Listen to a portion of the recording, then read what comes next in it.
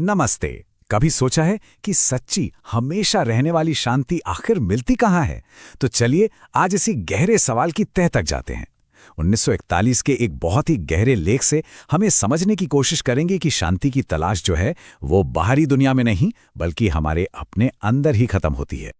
लेकिन शुरू करने से पहले एक ऐसा सवाल जो शायद हम सब ने कभी ना कभी खुद से पूछा ही है, खुशी आखिर इतनी पल भर की मेहमान क्यों लगती है? ऐसा क्यों होता है कि खुशी के पल आते तो हैं पर मुट्ठी में बंद रेत की तरह फिसल जाते हैं और हम फिर से उसी खालीपन को भरने की तलाश में लग जाते हैं? और यही सवाल हमें हमारे आज के सफर के पहले पड़ाव पर ले आता है, शांति की खोज। आज की इस भागदौड़ भरी दुनिया में एक अजीब सी बेचैनी है ना? एक ऐसी भावना जैसे हम कहीं खो गए हैं।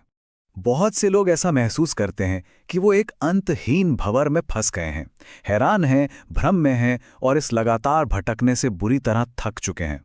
ये कुछ ऐसा है जैसे आप किसी धुंध में रास्ता खोजने निकले हों, जहां हर मोड़ पर बस और ज्यादा भटकाव ही हाथ लगता है। तो इस भटकाव की वजह क्या है? अक्सर जिंदगी बाहरी ताकतों से चलती हुई महसूस होती है। हमारी इच्छाएं, हमारी बड़ी बड़ी महत्वाकांक्षाएं और हमारे जुनून, ऐसा लगता है जैसे ये ही हमारी जिंदगी की गाड़ी चला रहे हैं और हम तो बस पिछली सीट पर बैठे हैं, बेबस।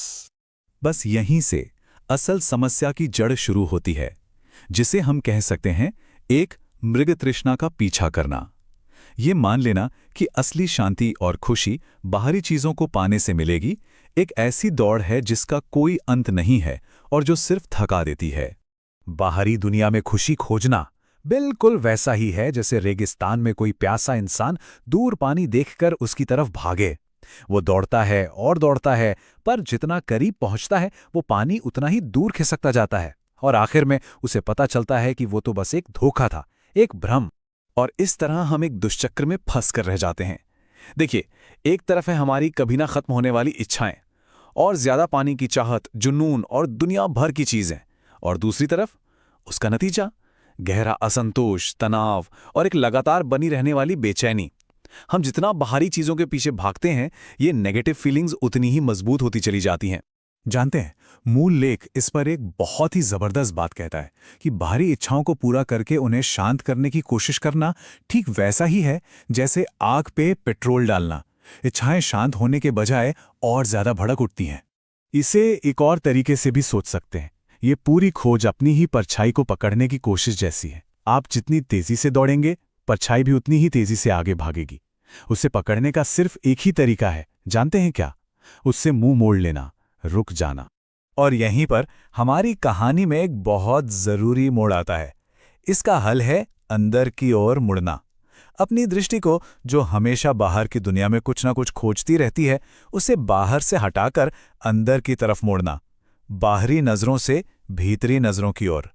तो सवाल यह है कि ये बदलाव लाएं कैसे? देखिए, इसके 3 बहुत सीधे साधे कदम हैं। पहला, भ्रम को पहचानना, मतलब ये मानना कि बाहरी चीजें और सफलताएं हमेशा नहीं रहती, वो आती जाती हैं। दूसरा, अपनी नजर को अंदर की ओर मोड़ना, अपना ध्यान बाहरी दुनिया के शोर शराबे से हटाकर अपने अंदर की खामोशी पर लगाना।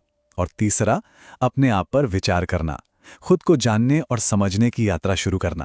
और जब ये अंदर का सफर शुरू होता है ना, तो एक ऐसा खजाना हाथ लगता है जिसकी हमने कभी कल्पना भी नहीं की होती। तो चलिए देखते हैं कि इस भीतरी खोज के क्या अनमोल फल मिलते हैं। सबसे पहली और सबसे बड़ी चीज जो मिलती है वो है अंतर्मुखी शांति। ये एक ऐसी गहरी शांति और रोशनी की अवस्था है जो बाहरी दुनिया में है ही नहीं, वो हमारे अपने अंदर मौजूद है।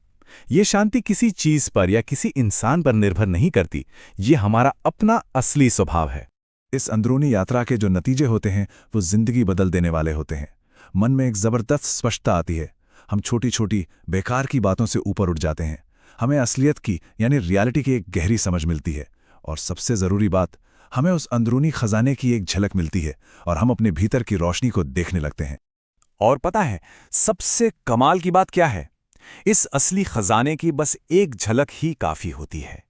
ये एक झलक ही हमें उन नश्वर सिक्कों से दूर कर देती है जिनके पीछे हम अपना कीमती वक्त और एनर्जी बर्बाद कर रहे थे। अचानक से बाहरी सफलताएं और चीजें अपनी चमक खो देती हैं। तो अब हम पहुंचते हैं अपने सफर के आखिरी पड़ाव पर, एक नई, एक सच्ची संतुष्टि। ये उस भीतरी शांति के बारे में है जो हमेशा टिकी रहती है, जो बाहरी खुशी की तरह आती जाती नहीं है। जब हम खुद को सच में जान लेते हैं तो लेख के शब्दों में अभूतपूर्व शांति का अमृत स्रोत भीतर से फूट पड़ता है। ये शांति कमाई नहीं जाती, ये हमारे अंदर से ही निकलती है, ठीक वैसे ही जैसे जमीन से पानी का सोता फूटता है। और ये जो शांति है ना, ये एक बहुत बड़ी ताकत है। याद है वो आग जिसमें हम पेट्रोल डाल रहे थे? ये शांति उस असंतोष, निराशा और तनाव की आग को हमेशा हमेशा के लिए बुझा देती है। जब इस सच्ची वाली संतुष्टि मिलती है तो दुनिया को देखने का नजरिया ही बदल जाता है। सांसारिक इच्छाएं अपने आप ही शांत हो जाती हैं। जो कुछ भी हमारे पास है वो काफी लगता है, और हर सिचुएशन, चाहे अच्छी हो या बुरी, हमारे विकास का एक जरिया बन जाती है। तो आखिर में हम एक सीधी सी लेकिन बहुत गहरी सच्चाई पर पहुंचते हैं। असली दौलत वो नहीं है जो हमारे पास है, बल्कि वो है जिसका हमने एहसास कर लिया है। असली खजाना बाहर की तिजोरियों में नहीं, बल्कि हमारे अपने अंदर ही छिपा है। अब सवाल सिर्फ एक है, क्या हम उस खजाने को खोजने के लिए अंदर झांकने को तैयार